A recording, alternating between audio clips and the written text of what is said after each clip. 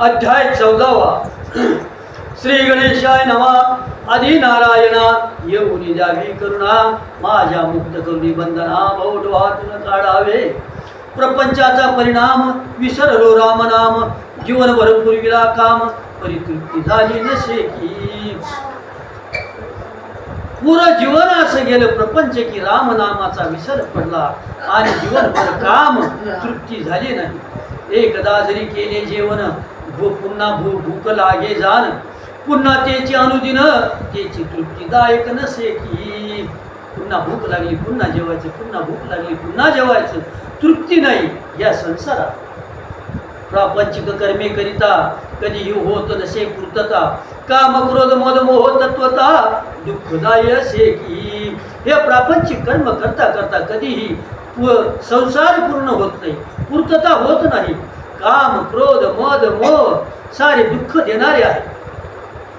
मग जे दुःखाचे मूळ झाले ते उकडून पाहिजे फेकले, परंतु मायाधीनतेमुळे ते शिकणे होई की। या जीवाला जर सुख पाहिजे असेल तर दुःखाचं मूळ उकडून फेकलं पाहिजे, पण या मायेमुळे ते शक्य होत नाही। घरादारात मन गुंतुनी म्हणे माझे लेकुरे माझी पत्नी, हेच माझे सर्वस्व जीवनी गणगोत असे की। पण तो जीव घरादारात संसारात मन गुंत, माझे पोरं माझी पत्नी माझे नातेगोत सारं त्याच्यात गुंतून जातो। त्याच्या दुःखे दुःख होई, त्यांच्या सुखे सुख होई, हे सोडून अन्य काही जीवाला रुचे ना। कोणाला दुःख झालं तर दुःख करतो, कोणाला सुख झालं तर सुख पाहतो, पण हे काही सोडत नाही आणि ते चांगलं काही जीवाला पटत नाही। आले बायकोचे गणगोत, पुढे पुढे गरीब होत, आई बापाशी मारे लात भवान बनती तया की। तर पत्नीचं गोत आलं का पुढं पुढं पुढं आणि माय बापाला त्रास देतो। आईचे लाड करता करता तारुण्यपणे सरुनी जाता, मग वृद्धत्वे पिढा होता अंथरुणावरती पडे की। असे बायका पोरांचे लाड करता करता करता तारुण्य सरून जातं, मग वृद्धत्व येतं, म्हातारपण येतं, पिढा होते, अंथरुणावर पडतो। मग कर्माचे भोग भोगता जीवा आली अंत्यावस्थता, निग्रहे मरण मागता मरण येत नसे की। मग जसं कर्म केलं तसे त्या कर्माची भोग भोगता भोग भोगत भोगत या जीवाला अंत्यवस्था येते, शेवटचा टाईम होतो आणि मरण मागतो पण मरण येत नाही। ही विमलाबाईची कथा मागील अध्याय तुम्ही ऐकता, जीवनातील सत्यता कळावी या जीवा की। मागच्या अध्यायात पहा ना कमलाबाईची कथा। परंतु जन्मने आणि मरणे, पुन्हा नरकात येऊन सडणे, दुःखालाच सुख मानणे चाले आंधळा खेळ हा। परंतु मानवाला कसे जन्मने मरणे, पुन्हा नरकात पुन्हा सोडून आणि दुःखाला जो सुख मानतो, हा जो आंधळा खेळ चालला संसाराचा। 80 वर्षाचा झाला परी प्रपंचातून नाही निघाला, म्हणे मी वाचलो तर पुढील वर्षाला लग्न नातवाचे पाहिल की। 80 वर्षाचा झाला पण संसार काही सुटत नाही आणि वरून म्हणतो जर वाचलो जगलो तर नातवाचं लग्न पाहिजे। पलाचा भरवसा नाही देतो वर्षभराची गाई, अरे शाश्वत नसे रे काही एका भगवंता वाचुनी। एका पलाचा भरवसा नाही आणि हा म्हणतो पुढच्या वर्षी जगलो तर, अरे हे सारं शाश्वत आहे म्हणजे कुठं आहे, भगवंताशिवाय काहीच नाही। इंदिरा म्हणे श्रीहरी दयावंता, तुम्ही दीप कथा खचिती तत्वता, परिणच झाली हो मनाची पूर्तता, तरी अनेक काही कथा हो। लक्ष्मीनं चालूच ठेवलं, देवा एवढं नवी काही मन भरलं नाही म्हणे, परत काहीतरी सांगा म्हणे। आईशी रमेची श्रवणी विनंती, श्री विष्णू कथन करीती, ऐकावी दीप खंड जे लावती त्यांच्या पुण्यव्रता की। ऐका म्हणे जे अखंड दीप लावतात त्यांचे पुण्यव्रत, त्यांची पापे नष्ट होती, इह परश्री सुखी होती। याविषयी कथा जगती ऐतिहासिक घडली असे। जर जे अखंड दिव्याचं जे दिवा लावतात त्यांचं पुण्य म्हणजे त्यांचं एक पाप राहत नाही आणि त्यांना सुख इह म्हणजे इथं, परत्री म्हणजे वर सुद्धा ते सुखी असतात। अशी एक कथा आहे. सौभाग्य नामे नगरी चित्रबाहू नाम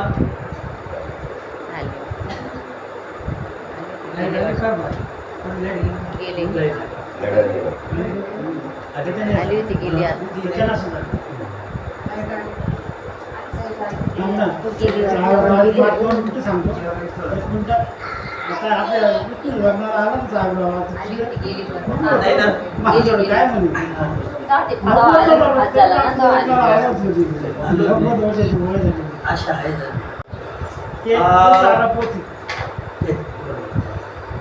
तर एक कथा विष्णू भगवंत लक्ष्मीला सांगतात.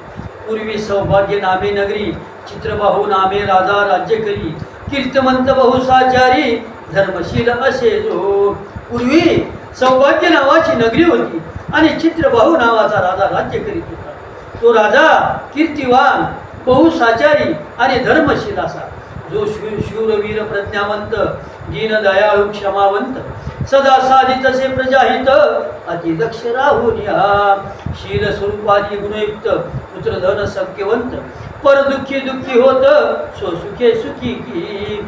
तर असा तो राजा प्रज्ञावंत दयाळू क्षमावंत आणि शीलवान पुत्रधन त्याच्याकडे सौख्यवंत. दुसरा दुःखी झाला तर तो दुःखी व्हायचा, दुसरा सुखी झाला तर तो सुखी व्हायचा. त्याची भार्या लावण्यवती चंद्रकला नामे गुणवती ब्राह्मण सेवा करी दिन रात्री व्रत कैवल्यादी बहुकी. तर त्या राजाची राणी चंद्रकला नावाची अगदी गुणवान होती. ती रात्रंदिवस ब्राह्मणांची सेवा करायची, व्रत वैकल्य करायची. एका समयाशी पुण्य प्रभावे अगस्ती मुनी सद्भावे सौभाग्य नगरीत बरवे प्राप्त झाले की हो. एका वेळेला त्यांच्या पुण्याच्या प्रभावामुळे अगस्ती मुनी सद्भावनेने सौभाग्य नगरीमध्ये आले. अगस्ती मुनी पाहता धावणे आले उभयता संतुष्ट झाले षडोपचारे पूजिता. त्या समयाशी तर ते अगस्ती मुनी आले. पाहून दोघं नवरा बायको धावत गेले, त्यांचे दर्शन घेतले, षोडोपचारे पूजा केली. रत्नजडित आसनावरी वैसविले मुनींना सत्वरी भक्तिभावे सर्व उपचारी पोषविले त्यांना की. त्यांना घेऊन दोघांना रत्नजडित अशा आसनावर बसवलं आणि भक्तिभावानं त्यांना आनंदित केलं. राजा बदला हो मुनिवरा सोये पातला माझे घरा धन्य माझे भाग्य साचारा आज झाले असे की. राजा म्हणाला, मुनिवर ऋषी तुम्ही स्वतःहून माझ्या घराला आले, आमचे भाग्य झालं. राजा बदला मुनी लागुनी आमची कोणती पुण्य असे करणी जेणे आम्ही ऐश्वर्य पाहुनी राजपदी पावलो. राजा परत ऋषींना विचारतो की आमची कोणती अशी पुण्याची करणी, कोणता आमचा पुण्याचा ठेवावे की आम्हाला एवढं ऐश्वर्य झालं आणि मी राजा झालो. कोणते केले व्रत नियम प्राप्त झाले सौख्य परम धनदारा राज्य अनुपम जे कुणाही नसे की. कोणता असा आम्ही व्रत केलं, नियम केले, एवढं आम्हाला प्राप्त झालं. एवढं धन दारा म्हणजे पत्नी राज्य सार अनुपमे असं कुणालाही नाही. मज पत्नी असे पतिव्रता लावण्यवती सुस्मिता पुत्र पराक्रमी तत्वता सद्गुणी लाभले. मला पत्नी म्हणाल तर पतिव्रता अगदी लावण्यवती, पुत्र म्हणाल तर पराक्रमी सद्गुणी. अगस्तींनी लावले ध्यान पाहिले अंतर्ज्ञानातून अरे म्हणे तू पूर्वजन्य मणिग्रीव होऊन अरण्यात राहिला. अगस्ती ऋषींना ध्यान लावलं आणि अंतर्ज्ञानात पाहिलं आणि सांगितले की म्हणे बाबा तू पूर्वजन्मी मणिग्रीव होता म्हणे आणि अरण्यात राहायचा. ही आजची चंद्रकला पूर्वजन्मीची सुंदरी अबला जागली पतिव्रता धर्माला पती सेवा करुनी. आणि ही जी चंद्रकला आहे ही पूर्वजन्मीची सुंदरी अबला ती पतिव्रता धर्माला जागली, पतीची सेवा केली. मणिग्रीवा ती क्रूर पत्नीचे कष्ट देतसे पार परीची कधी तक्रार पतीची करीतच नसे.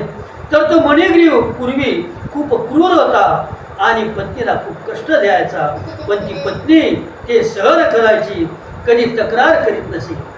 तो मद्यपी होऊन करू लागला पाप पूर्ण भव दुखवी भक्त सज्जन अधर्म करीत असे. पण तो मणिग्रीव दारुड्या होता, दारू प्यायचा, फक्त पाप आणि पापच करावाचा. भक्त सज्जन यांचे मन दुखवायचा, अधर्म करायचा. एकादशीच्या दिवशी अभक्ष माश तो बक्षी, देवाला ठेवून साक्षी पापाचरण करीत असे. आणि तो दारू जर प्यायचा, पण हटकून एकादशीच्या दिवशी मांस भक्षण करायचा, ते बी देवाच्या समोर, देवाला साक्षी ठेवून पापाचरण करायचा. सोडून आपल्या पत्नीस घरी अन्य बायांचा सहवास, विषय भोगी रात्रंदिवस राक्षसा परी की. आपल्या पत्नीला सोडून अन्य स्त्रियांचा सहवास करायचा आणि रात्रंदिवस भोग भोगायचा राक्षसासारखा.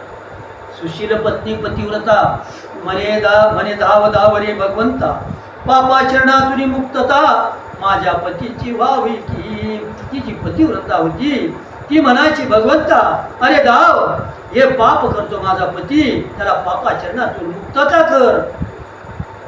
परंतु पाप कर्मे वाढता, कर्म भोगणे पडे तत्वता, तेने भ्रष्ट होई बुद्धिमत्ता, अवदसा येत असे. पाप जर खूप झालं, पाप जर खूप वाढलं तर कर्माला ते भोगावाच लागतं. आणि कर्म जेव्हा भोगतं, पाप जेव्हा वाढतं, तेव्हा बुद्धी भ्रष्ट होते आणि घरात अवदसा येते. पाप कर्मे बुद्धी भंगली, बुद्धी भंगे दुर्गती आली, दुर्गतीने लक्ष्मी गेली घरातून पाकी. घरामध्ये पाप कर्म वाढलं की बुद्धी भंगती, बुद्धी भंगली की दुर्गती येते, आणि दुर्गती आली की लक्ष्मी घरातून निघून जाते. उर्वद्वळ राजा त्या समयाशी पकडून मणिग्रवाशी, हडप केले संपत्तीशी अत्याचारे बहु की. तर उर्वद्वळ राजा होता, त्याला पकडून या सारी संपत्ती अत्याचारानं हडप केली. संपत्तीचा आदा निघून स्वकीयांनी दिले हाकलून. त्याची पत्नीनं नम्रतेनं हात जोडून म्हणाली. जवळच्या लोकांना हाकलून दिलं जेव्हा संपत्ती गेली तेव्हा, आणि पत्नी नम्रतेने म्हणाली, अहो प्राणेश्वरा, येथून आता सोडून घरा, आपण जाऊ वनांतरा सर्व सोडून. तरी एवढा नवरा नालायक होता, तरी म्हणायची की प्राणेश्वरा, यांनी जरी आपल्याला हाकललं तरी आपण आता वनात जाऊ, सारं सोडून देऊ. आपले जीवाचे करण्या रक्षण मणिग्रह गेला निघून, सोबत पत्नीशी घेऊन घनदाट अरण्यात. तर आपल्या जीवाचं रक्षण करण्यासाठी तो मणिग्रीव अरण्यात निघून गेला पत्नीसोबत. ते करुणी शिकारीस भरू लागला उदरास, सुरू केले जीव मारण्यास त्या अरण्यात. तिथे गेल्यानंतर सुद्धा आपला उदर भरण करायला लागला शिकार करून. निरपराधीचे जीवन संपवू लागला पूर्ण, त्याने पापाचरण वाढून दुरात्मा झाला असे. परत वनात गेला तरी गप नाही, निरपराधी जीवांचं जीवन संपवू लागला, पाप परत वाढू लागलं आणि दुरात्मा झाला. मणिग्रीव कृतीनं हत्या जीवाची करून झाला बहु पापाचा धनी पृथ्वीवरी की. तो मणिग्रीव जंगलात गेला तरी जीवाची हत्या करायचा आणि खूप पाप वाढलं. ऐसा जीवनक्रम चालू असता एक समय अवचिता, शिकार हरणाची तत्वता कराया सज्ज झाला की. असे दिवसाभाऊ दिवस चालू असताना एक दिवशी अचानक हरणाची शिकार करायला सज्ज झाला. लावणी धनुष्याची तीर साधू लागला शिकार, परंतु तो हरिण चतुर हाताचा निसटला. धनुष्याला तीर लावला आणि शिकार साधू लागला, पण ते हरण चतुर होतं, सटकून गेलं.